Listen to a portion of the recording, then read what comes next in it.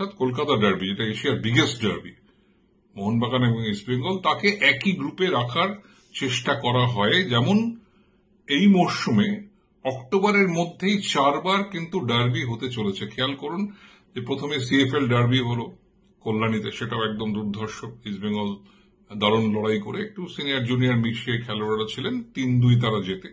তারপরে কিন্তু 17 August ডুরান্ডের quarter ফাইনালে আবারও ডার্বি হলো এবং সেখানেও ইস্টবেঙ্গল কিন্তু 2-1 জিতে গেল।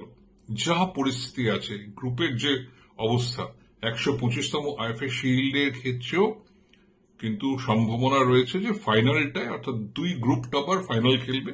গ্রুপ এ থেকে একেবারে ইস্টবেঙ্গলের বেরোনোর সম্ভাবনা নিশ্চিতভাবেই রয়েছে এবং উল্টো দিকে গ্রুপ বি থেকে মোহনবাগানেরও যাওয়ার সম্ভাবনা আছে এবং ইস্টবেঙ্গলের শুধু নামধারের বিরুদ্ধে একটা ড্র প্রয়োজন, আর মোহনবাগানকে তো অবশ্যই ইউনাইটেড স্পোর্টসকে সঙ্গে ভালো করে লড়াই করতে হবে। তাদের ম্যাচটা 15 তারিখে রয়েছে।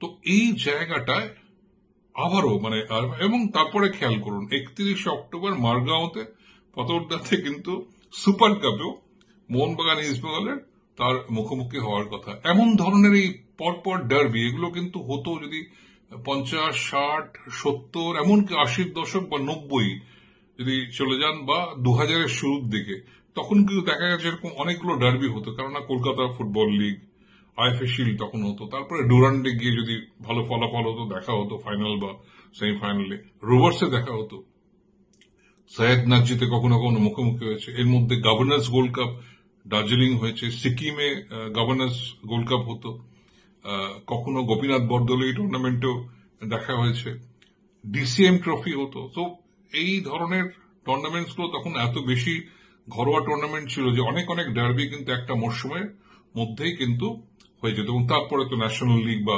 এনএফএল, তারপরে আই লিগ এবং এখন আইএসএল।